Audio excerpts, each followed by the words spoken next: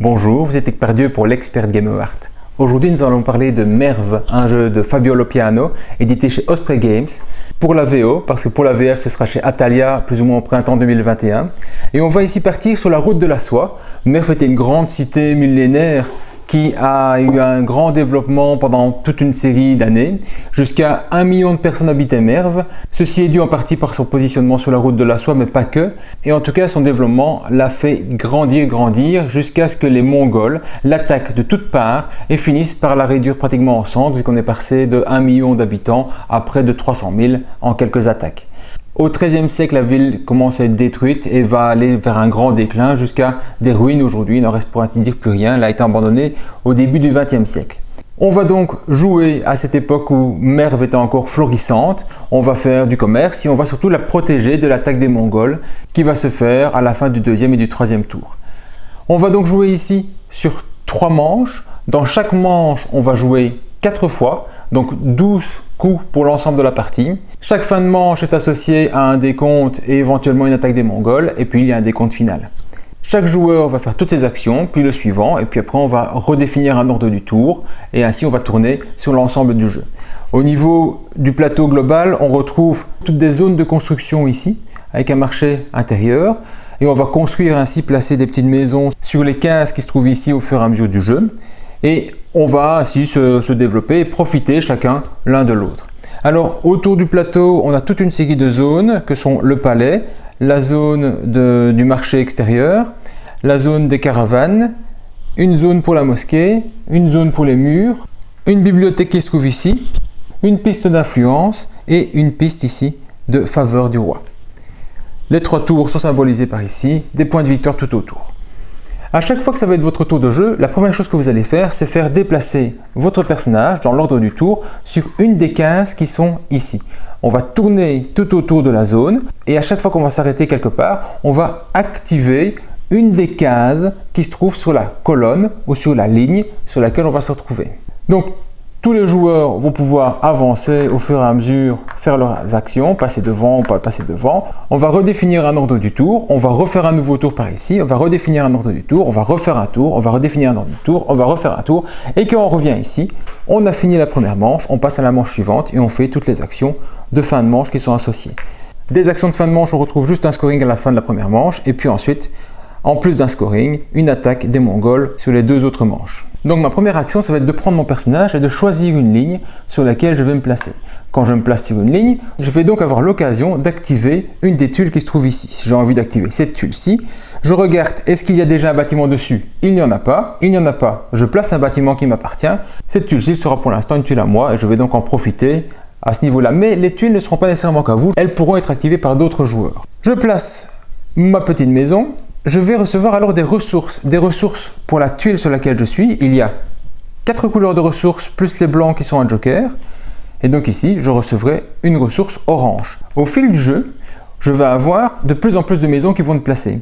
Et bien quand je vais revenir dans cette ligne-ci au deuxième tour et que je vais placer une maison pour activer un autre endroit, je vais toucher donc la ressource ici bleue, mais je vais aussi toucher une ressource de tous les bâtiments qui ont la même couleur sur la colonne que je viens d'activer. Donc ici, je toucherai non seulement le bleu, mais aussi l'orange qui se trouve ici. J'aurais pu aussi, en arrivant ici, activer une maison qui était déjà placée. Donc si mes 2 maisons étaient déjà placées du tour précédent, je pourrais très bien réactiver une maison qui était faite et donc je retoucherai à nouveau mes cubes associés. Attention, on ne touche que pour les maisons de la couleur de la case qu'on vient d'activer. C'est-à-dire que si il y avait bien du jaune déjà précédemment sur place, eh bien j'active ma case ou même j'aurais pu aller en activer une autre et construire une nouvelle maison qui se trouve ici, auquel cas j'aurais bien eu de l'orange et du bleu. Mais j'aurais pu aussi très bien activer la couleur de quelqu'un d'autre. J'aurais pu activer cette case-ci, auquel cas je vais faire l'action qui est associée, mais je vais toucher du mauve, mais aussi du beige, parce que c'est une maison jaune et donc je vais activer toutes les maisons de la même couleur que celle de la case que je vais activer. Ce qui veut dire qu'un autre joueur aurait très bien pu venir ici et activer ma maison bleue avant moi ou après moi si j'ai décidé de faire autre chose. Et donc profiter de tout ceci à ma place. Si c'est un autre joueur qui active une des cases sur laquelle vous avez une maison, eh bien, vous allez vous-même retoucher quelque chose. Vous allez retoucher quoi? Vous allez retoucher le cube de la case qui a été activée. Donc, si lui va activer ceci, il aura le bleu, l'orange et l'orange. Moi, j'aurai le bleu. Au cours du jeu, je vais pouvoir améliorer mes zones. Je vais pouvoir recevoir, en avançant sous la mosquée, des bonus que je vais pouvoir placer quelque part. Eh bien, par exemple, un bonus va écraser les deux cases qui se trouvent ici. Ce qui veut dire que quand j'active ceci, je vais toucher un blanc plutôt que de toucher l'orange qui était en dessous. Le blanc est plus intéressant vu que c'est un joker. Mais la différence aussi, c'est que si jaune vient ici, active cette case-ci, il va toucher un bleu, un orange et un blanc.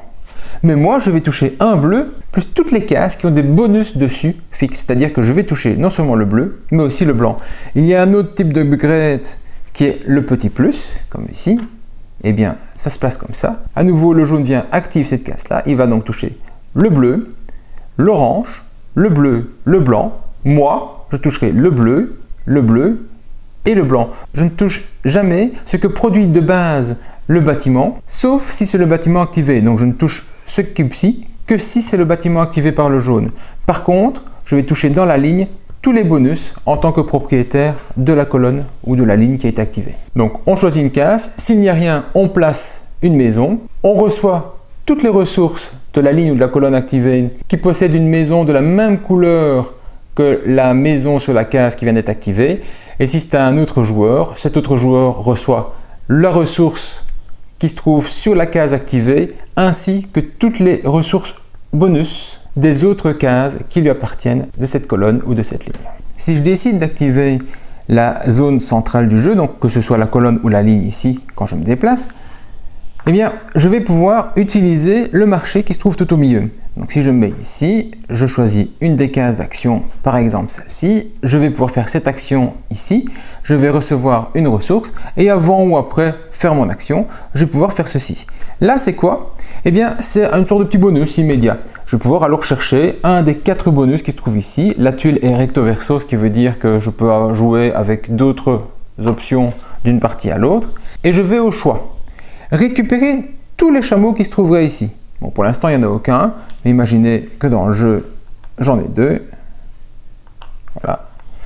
Ma première option, c'est de récupérer les 2 chameaux. L'autre option, c'est d'aller placer un chameau sur les cases disponibles. Donc par exemple ici, aller placer un chameau là et récupérer le bonus qui est associé. Attention, on ne fait pas récupérer les chameaux et placer un chameau. Soit on récupère des chameaux, soit on place un chameau dans les cases restantes. Je ne l'ai pas précisé mais ça va sans dire, on ne peut pas avoir 2 personnages qui soient sur la même case. Quand quelqu'un a pris une case, on doit absolument les jouer sur une autre case du jeu. On va donc ensuite faire l'action de la case sur laquelle on se trouve. L'action de la case va nous renvoyer sur le plateau de jeu à divers endroits. On aura bien souvent besoin de ressources que l'on a récoltées des tours suivants ou qu'on vient de récupérer ici pour faire l'action. Et on va avoir d'autres types de biens comme les biens de luxe ou les biens communs qui vont être récupérés par ici. Une avancée possible sur la mosquée, la construction des murs et l'acquisition des livres. Eh bien, commençons par une action simple, l'action de récupération de livres dans la bibliothèque. Ici, pour aller chercher des livres, je vais devoir dépenser des ressources. Si je dépense une ressource, un cube, j'en récupère 1, 2 différents 2, 3 différents 3 et 4 différents 4. Donc ici, avec mes ressources actuelles, j'avais 2 cubes différents, je pourrais aller récupérer 2 livres sur mon jeu pour le mettre dans mon stock. Ces 2 livres vont me permettre de faire quoi? Eh bien, vont me permettre plus tard de réaliser des contrats qui se trouvent ici. Mais pour l'instant, quand je récupère ces livres aussi, je vais regarder combien de livres j'ai déjà. Dès que j'arrive à 2 livres en main, je vais pouvoir choisir dans les tuiles ici, quelle est la tuile que je désire prendre. Et donc c'est un petit bonus au début qui va me permettre d'avoir une réduction de 1 cube quand je fais une des 4 actions associées que sont le temple, les caravansérails, le marché ou le palais. Donc j'aurai une réduction de 1 cube à chaque fois que je fais l'action associée. Quand j'arriverai à 4 livres dans ma main, j'aurai alors accès à la tuile suivante qui me permettra de choisir quelle est la couleur de cube qui sera un cube joker pour moi, mais une seule fois. Donc si j'ai 2 mauves et que j'ai choisi cette tuile-ci, eh bien le premier mauve que je jouerai pourrait être utilisé comme un blanc, donc avec n'importe quelle autre valeur, tandis que le suivant sera bien considéré comme un mauve. Par la suite, On gagne des bonus qui sont plutôt des bonus one-shot, un petit avantage, une progression dans une des zones du jeu, donc c'est une action gratuite.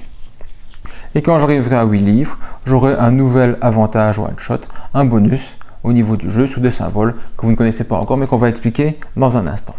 Le marché, qui se retrouve ici, donc on retrouve là sur mon symbole, va me permettre d'aller créer des comptoirs commerciaux à l'extérieur pour aller négocier des ressources.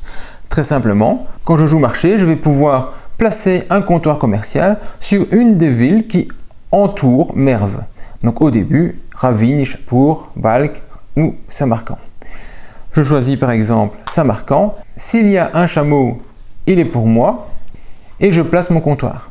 Ça me permet ensuite de faire un négoce pour chaque comptoir où je serai, de pouvoir récupérer à la place de la ressource indiquée le produit commun ou de luxe qui se trouve ici.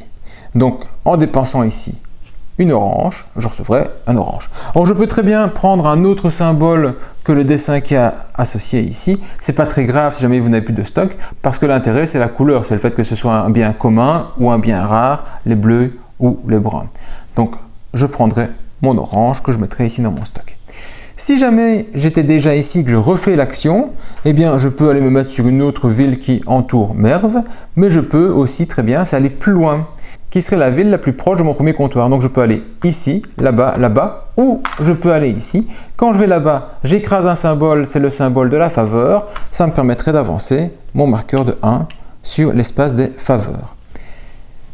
Du coup, je peux échanger aussi bien un orange que un bleu avec un beige pour aller recevoir les deux ressources qui sont là-bas. Et à chaque fois que j'ai un comptoir, c'est un endroit pour lequel je peux faire un négoce. Il y a cependant moyen d'aller chercher une négociation sur une case où vous n'êtes pas encore en dépensant des chameaux. Si je place un chameau ici, eh bien je pourrais aussi aller faire un négoce pour ce tour-ci sur Balkh et donc pouvoir donner un bleu pour recevoir du raisin. Et si jamais j'avais plusieurs chameaux, hop, je vais en voler un ici, j'aurais pu en mettre un ici donc pour aller là, mais aussi un autre pour aller ici, et donc j'aurais pu commercer ici, là-bas, là-bas et là-bas sur ce tour-ci. Je ne suis pas obligé de commercer ici pour aller là-bas, simplement j'ai besoin des chameaux pour avoir accès à ces zones-là supérieures. Je ne reçois par contre pas le bonus vu que je n'ai pas été placé mon marqueur dessus. Les chameaux qui sont placés ici vont alors être envoyés au caravansérail qui se trouve là-bas et donc faire progresser la zone de la droite vers la gauche sur les cases disponibles.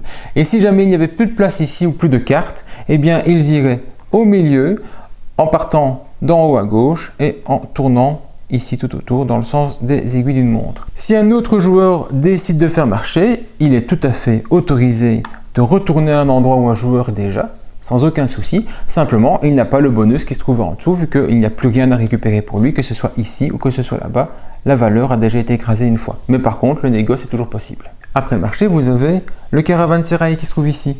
Imaginons que le noir joue ici et donc active le caravansérail. Eh bien, il récupérera un orange qui se trouve là et il va pouvoir aller récupérer des cartes sur le caravansérail. Combien de cartes et où? Eh bien, en fait, il pourra récupérer les cartes en commençant par la droite sur celles qui ont des chameaux. Donc, je vais payer des ressources, autant de ressources que je veux, mais toujours la même couleur. Si je paye des oranges, ce sera tout des oranges. C'est ce qui est indiqué ici. Toutes des ressources égales pour aller chercher des cartes comme ceci, qui sont les cartes avec les épices. Je vais alors pouvoir prendre ici une carte de mon choix, celle-ci, celle-là. On a 4 types d'épices. On a la cannelle, le gingembre, le genévrier et le poivre. Il faut savoir que le poivre est la ressource la plus rare. Il y a moins de poivre que d'autres dans l'ensemble du jeu. Mais il va y avoir une limite au niveau des cartes que l'on va prendre. C'est-à-dire, au début du jeu, vous ne pouvez prendre qu'un seul type d'épice. C'est-à-dire que la première carte que vous allez prendre, par exemple, imaginons que je prenne ceci, et bien cette carte-ci, je ne vais plus pouvoir prendre pour l'instant que des cartes de gingembre. Pour l'instant, ça veut dire que ça va changer. Ça va changer quand je vais faire avancer mon marqueur ici et que je vais arriver sur la case 2 épices différentes. Quand je serai ici, je pourrai avoir alors dans ma main des cartes d'autres types d'épices quand je récupérerai des cartes. Ici, j'en pourrai avoir 3 et là-bas, j'aurai les 4 types d'épices possibles dans ma main. Tant que je ne suis pas arrivé ici, si je rejoue caravane, eh bien je ne pourrai prendre, si j'ai déjà pris ici du gingembre une fois, eh bien je ne pourrai plus prendre que du gingembre dans les prochains tours. Quand une carte est prise, elle va faire décaler toutes les autres vers la droite et on va en recharger une nouvelle. il est possible de prendre des cartes qui n'ont pas des chameaux. Donc les chameaux, c'est la version par défaut, mais je peux prendre d'autres cartes. Pour cela, la règle est la suivante. La première carte qui suit les chameaux, c'est comme les chameaux, vous pouvez la prendre sans aucun problème. Sauf que cette carte-là change, parce que dès que je l'ai prise, celle-ci, sans aucun souci, il n'y a pas de chameau dessus, mais c'est la première qui suit, eh bien la première qui suit, c'est celle-là.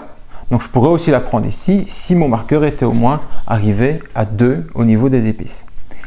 Et donc je continue ainsi. Mais si par contre, il y a une carte que je ne peux pas prendre ou que je ne veux pas prendre, eh bien je pourrais payer en chameau pour la passer. Par exemple, je veux absolument le genévrier que je n'ai pas, eh bien je place mon chameau ici et je vais récupérer le genévrier.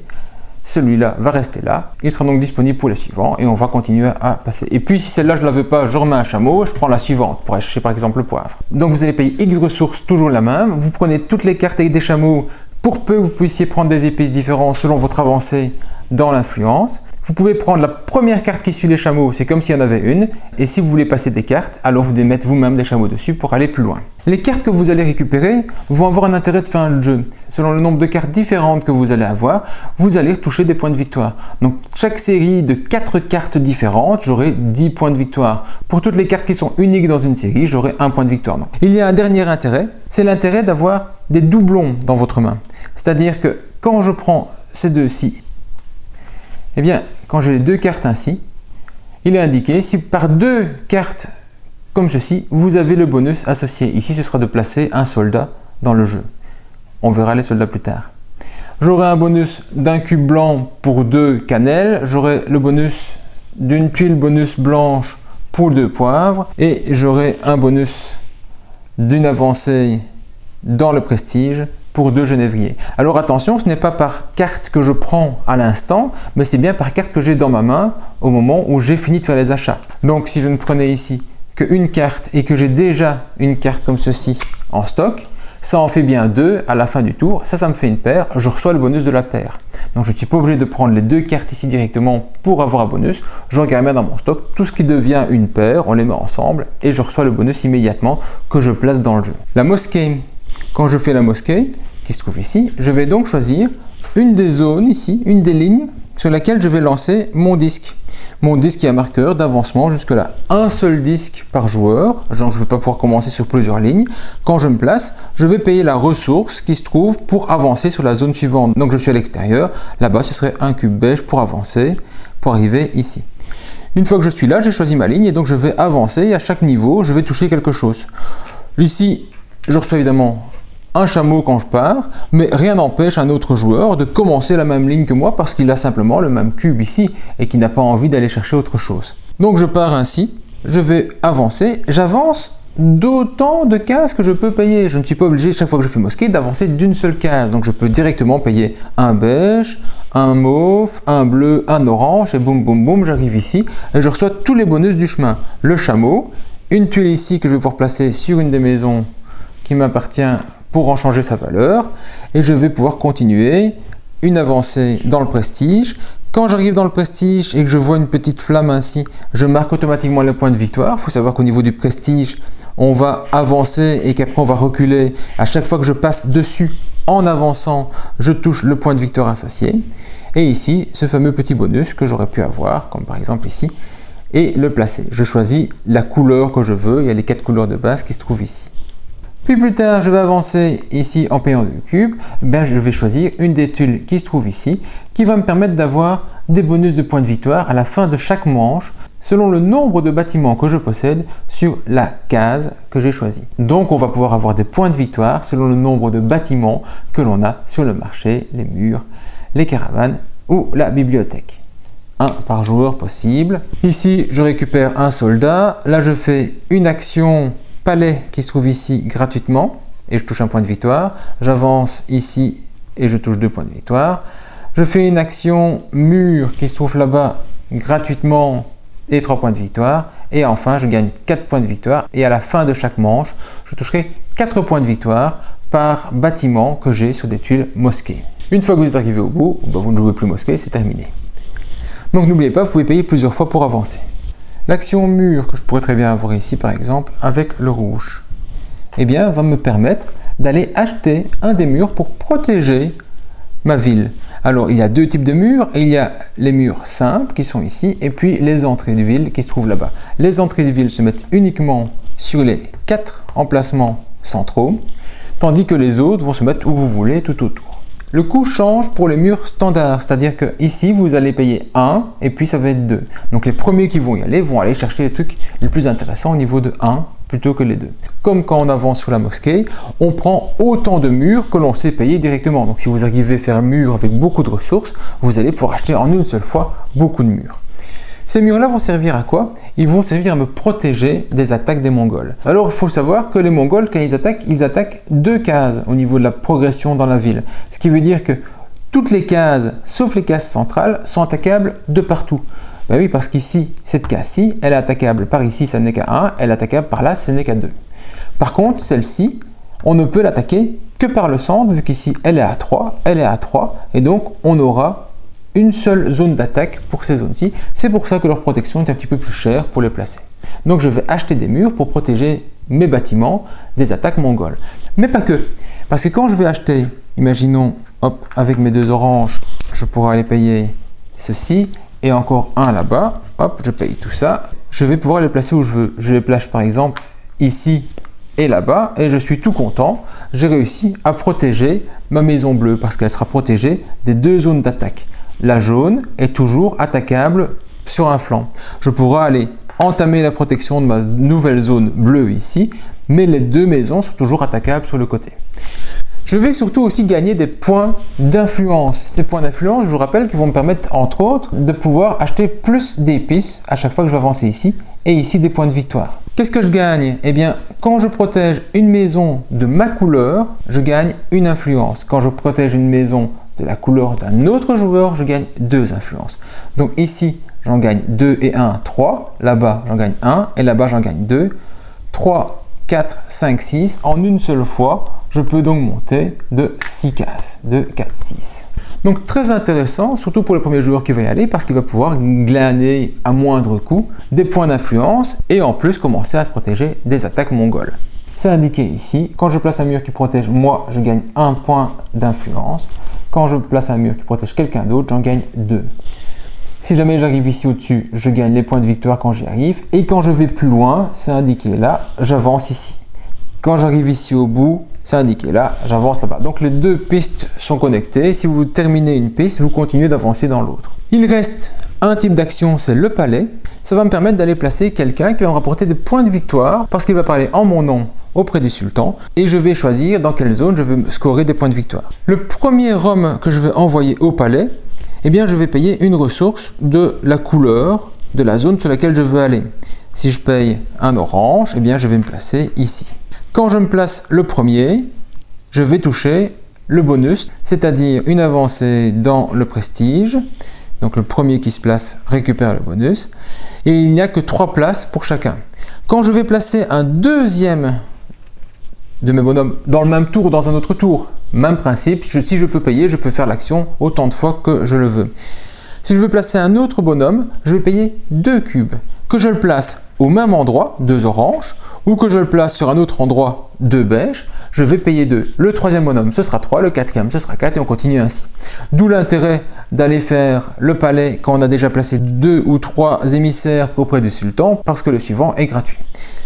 À quoi va me servir ceci? Eh bien, ça va me permettre de gagner des points de victoire à la fin de chaque manche. Dans chaque manche, je vais pouvoir toucher des points de victoire selon le nombre d'émissaires que j'ai dans chaque zone. Donc, chaque émissaire, c'est 1 point de victoire, multiplié par le nombre de livres que vous avez, le nombre de cartes d'épices que vous avez, le nombre de biens rares ou communs que vous avez et le nombre d'avancées, 1, 2, 3, 4, 5, sur la piste de la mosquée.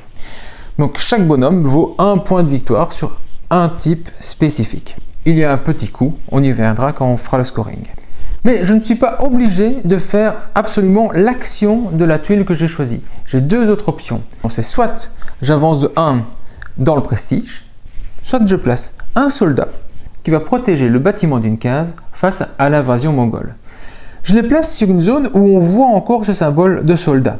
Donc je peux la placer ici, chez l'adversaire, je peux la placer chez moi. Ah, ben non, parce qu'en fait chez moi, regardez, j'ai placé tous des bonus, donc je ne sais plus mettre de case de soldats sur une case qui m'appartient. Imaginons que je n'ai pas cette case-ci. Eh bien, je pourrais la mettre ici. Ah ben non, parce qu'en fait, je ne peux pas la mettre sur une case qui est déjà protégée avec des murs. Il n'y a pas besoin de mettre un soldat sur un endroit où il y a des murs. Si par contre, j'avais déjà un soldat ici et que plus tard, je place le mur, il ne sert plus à rien, mais il était déjà placé. Ce n'était donc pas un problème pour ça. Donc, je vais placer mon soldat sur une case où on voit le symbole de soldat qui n'a pas été remplacé par un upgrade, chez moi ou chez un autre joueur, mais sur une case qui n'est pas déjà protégée par des murs. Alors, la différence, c'est que quand je le place chez moi, on va retirer ce mur-là, si je le place chez moi, eh bien, je vais toucher un point d'influence.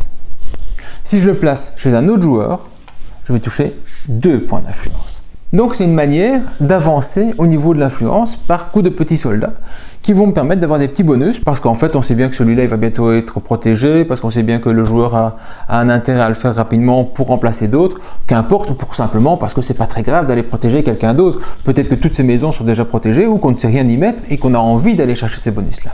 Lors de l'invasion mongole, un soldat protégera une maison, même si elle est attaquée par 2 côtés, comme ici, eh bien un soldat protège de 2 attaques. En action gratuite dans votre tour, vous pouvez aussi aller compléter des contrats. Les contrats ici, ce sont des demandes qui sont faites, des ressources dont vous devez disposer pour pouvoir aller compléter le contrat. Par exemple ici, j'ai besoin de 2 livres et d'un bien qui soit un bien rare ou un bien commun pour pouvoir aller le faire. Mais j'ai aussi besoin d'être à un certain niveau de ma piste d'influence et c'est là-bas qu'interviennent les petits symboles 1, 2 et 3 de la piste d'influence qui sont les droits d'accès aux cartes 1, 2 et 3 des contrats. Donc pour faire un contrat ici, il faudra absolument être au niveau 3 de l'influence. Pour l'instant, le rouge et le jaune ne savent rien faire, le noir peut uniquement faire ce contrat-ci et le bleu peut aller faire les contrats 1 et 2. Les contrats nécessitent de payer un cube de son choix, ici au-dessus, avant de les réaliser, d'avoir les ressources associées. Donc, hop, ici, je les ai, c'est-à-dire 2 livres et un bien commun ou luxe. J'ai donc payé un cube. Mes ressources sont là, elles sont placées sur la carte, elles ne sont pas perdues. Pourquoi elles ne sont pas perdues? Parce qu'elles comptent toujours dans le nombre de ressources nécessaires pour les points de victoire en tant que livre ou en tant que bien rare ou commun. Donc on les compte toujours même s'ils ont été dépensés pour un contrat. Et je vais toucher les points de victoire qui sont indiqués ici, 5 points de victoire, plus un bonus qui est chaque fois d'avoir soit un point de prestige, soit un soldat que je peux envoyer quelque part. Si je l'envoie quelque part, n'oubliez pas, vous récupérez des points d'influence associés. Les valeurs de chaque carte sont dégressives. Le premier qui le fait recevra plus pour le même type de demande que le suivant. Je vais avoir ça pour chaque zone. Donc on fait 5, 3, 8, 6, 4, 12, 10, 8, 6. Donc à chaque fois, c'est dégressif. Le premier qui y va a le plus d'intérêt. Donc il y a une course possible pour aller chercher le plus vite possible le niveau 3 et évidemment des biens qui sont ici, vu que c'est uniquement ça qu'on a besoin ici, des biens rares, communs et au choix rares ou communs pour aller foncer vers les gros points de victoire que sont le 12 là-bas tout au-dessus. Donc c'est une action bonus, vous en faites autant que l'on veut pour peu qu'on en ait les moyens et qu'on soit avancé assez loin pour y avoir accès. Quand tout le monde a joué son coup, on va alors faire l'action de fin de manche qui va redéfinir en fait l'ordre du tour. L'ordre du tour c'est quoi? C'est celui qui est en arrière ici qui va être le dernier joueur. Et donc globalement, un ordre du tour, ça pourrait être ceci. Et on repart, celui qui est là-bas va pouvoir jouer en premier. Mais vous comprenez bien que si vous faites toujours la ligne tout au fond, vous allez tout le temps être premier si on joue comme ceci. Et bien c'est pour ça qu'il y a une petite subtilité. Quand on va choisir son ordre du tour, on va pouvoir faire une modification sur son positionnement pour peu que l'on ait des moyens en chameau. Le noir, il doit aller ici. Et bien s'il n'a pas envie d'aller là-bas, il va payer un chameau et il va aller ici. Et s'il avait un deuxième chameau, il irait là. Et un troisième chameau, il pourrait être premier. Donc pour peu qu'il mette des chameaux partout, il aurait alors l'opportunité d'être premier joueur. Mais ce n'est pas une obligation. Si jamais il a envie de rester ici et se trouver troisième joueur parce qu'il n'a pas assez de chameaux, qu'il se moque tant qu'il n'était pas quatrième, eh bien il peut se contenter de ceci. Du coup, le joueur bleu, sa position maintenant, c'est quatrième. S'il accepte d'être quatrième, il prend le chameau et il se place ici. S'il n'a pas envie d'être quatrième et qu'il a envie de mieux, il peut lui aussi payer un chameau pour aller plus loin, voire un deuxième pour arriver premier. Du coup, c'est rouge. Est-ce qu'il arrête ici Pour avoir 2 chameaux, imaginons que oui, et jaune va aller prendre la place qui reste et va donc terminer deuxième avec un chameau de glané. Donc l'ordre du tour peut être remodifié si quelqu'un paye les chameaux nécessaires. Un dernier joueur peut s'assurer de la première place du tour suivant s'il a 3 chameaux dans son stock. On tourne donc ainsi sur les 4 tours et quand on revient ici, scoring. Qu'est-ce qu'on score? On va gagner 1 point de victoire, la piste extérieure, par maison qui nous appartient. On va marquer les points de victoire associés à cette tuile-ci si on a été la chercher. 4 points de victoire pour chaque tuile mosquée qui nous appartient si on est arrivé tout au-dessus. Et puis on va scorer ici. Alors ici, avant de scorer, il va falloir payer notre présence auprès du sultan. C'est indiqué ici. Pour chaque homme que l'on a quelque part ici sur la tuile, on va perdre 1 de prestige. Donc 2 bonhommes, je paye 2. Ça me permettra alors de scorer les points des bonhommes, comme j'ai déjà expliqué tout à l'heure. 1 point par avancée sur la mosquée ici et 1 point par bien que j'aurai. Donc autant les biens qui sont stockés sur une carte que les biens qui sont encore disponibles. 1 point par carte que l'on aurait été chercher, 1 point par livre stocké sur une carte ou disponible que j'aurai ici. Si jamais je n'avais pas assez de prestige et donc j'étais à 1 et je dois en payer 2, eh bien je paye tout ce que j'ai, à savoir 1, et je choisis lequel des deux je vais pouvoir scorer à ce tour-ci. Si j'avais les points de prestige mais que je n'étais pas avancé sur la mosquée, donc ça me ferait 0, je paye quand même pour sa présence, même si les points de victoire associés sont 0. À la fin de la deuxième manche, il y a, avant de faire le scoring, l'attaque des Mongols. Les Mongols, ils vont faire quoi? Comme j'ai dit, ils vont attaquer sur chaque zone et chaque case est attaquée 2 fois, sauf les cases centrales. Eh bien, on va voir pour chaque case, est-ce qu'elle est protégée? Elle est protégée, il ne se passe rien. Est-ce que j'ai un soldat dessus? Il y a un soldat dessus, il ne se passe rien. Si ce n'est pas le cas, c'est attaqué sur un flanc ou sur plusieurs flancs, ça revient au même, eh bien, je vais devoir payer une rançon pour garder ma maison. La rançon, c'est un cube du type que produit la tuile, autrement dit ici un bleu ou un blanc, vu que c'est toujours un joker. Si j'ai un bonus, je choisis entre l'orange et le bleu. Si je ne sais pas payer la rançon, la maison est détruite, elle redevient disponible. S'il y avait un bonus, la maison est détruite, le bonus sera donc disponible pour le prochain qui ira la chercher. Tous ceux qui ont payé une rançon, pour bien faire, on met un petit marqueur dessus pour dire que ça a été payé ce tour-ci, qu'on voit bien clair au niveau du jeu, où vous faites de manière très systématique chaque attaque sur chaque zone. À vous de voir comme c'est le plus simple pour vous. On va ensuite enlever tous les cubes qui ont prouvé qu'il y avait une rançon. On va enlever tous les soldats qui ont servi ou qui n'ont pas servi, parce qu'un soldat qui aurait été placé ici avant qu'on ne fasse le mur n'a pas servi, mais va être quand même enlevé. Donc on retire tous les soldats associés et on va alors repartir sur la nouvelle manche. Donc n'oubliez pas, après l'attaque des Mongols, on fait le scoring. Dernière manche, attaque des Mongols, scoring normal. On va faire ensuite le scoring de fin. Le scoring de fin, on va juste prendre toutes les cartes d'épices que l'on a au niveau du jeu. Et imaginons ceci. Et voir les séries que l'on a. Donc ici, j'ai 3 cartes différentes. Ça me fait 6 points de victoire. Si j'avais en plus celle-là, c'est une nouvelle série. Elle est toute seule. Ça me ferait 1 point de victoire. Et je vais donc continuer ainsi avec toutes mes séries, tous les points de victoire associés. Et c'est fini, vous avez tout calculé, vous voyez alors qui est le vainqueur à ce niveau-là. Quelques petites remarques, il se peut qu'à un moment du jeu, il n'y ait plus de cartes d'épices, que tout le monde ait été acheter ces épices-là, il n'y en a plus, il n'y en a plus, on ne sait plus en mettre. Il se peut que vous soyez arrivé en haut de la mosquée, ça ne servira plus à rien. Il se peut que les contrats soient tous achetés, il n'y en aura plus non plus. Il se peut qu'il n'y ait plus de place à se mettre ici, on ne sait plus faire l'action. Il se peut qu'il n'y ait plus de murs, parce qu'ils ont tous été placés. Et le corollaire, c'est qu'on ne sache plus non plus mettre des soldats, parce que les soldats, si jamais il y a des murs tout autour, il n'y a aucune case sur lesquelles ils peuvent aller encore de manière légale. Idem pour les avancées dans chaque zone, quand vous êtes au max des deux, il n'y en a plus d'effet de montée ou descente sur l'un par rapport à l'autre, donc c'est un petit peu difficile. C'est-à-dire que vous devez absolument regarder, parce qu'il y a des zones qui peuvent être complètement mortes d'ici la fin du jeu, et il ne faut pas tarder pour aller chercher telle ou telle action si vous voulez vraiment la faire. Voilà, Merv finalement, sous un aspect qui a l'air d'être un petit peu complexe, avec toutes des petites actions différentes, avec leurs petites règles et tout ça, un petit peu lacerdien à ce niveau-là, c'est pas si complexe que ça. Les actions sont assez claires, et une fois qu'on les a vues un petit peu, on est très vite dedans. Marché est toujours disponible parce qu'effectivement on va avoir beaucoup de ressources possibles à ce niveau-là. Comme j'ai dit, cela, surtout les caravanes et les murs, il y a des moments où ils ne seront plus disponibles. Mais pour le reste, on va pouvoir se placer, activer. Ne pas traîner pour faire l'une ou l'autre action.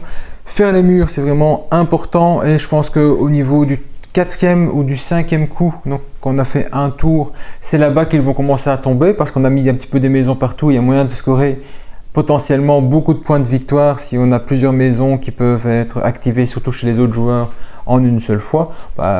3 murs et qu'on arrive à avoir chaque fois les 2 autres joueurs qui sont protégés, mais c'est chaque fois 4 points, 4 points, 4 points en une seule fois, 4, 4, 4.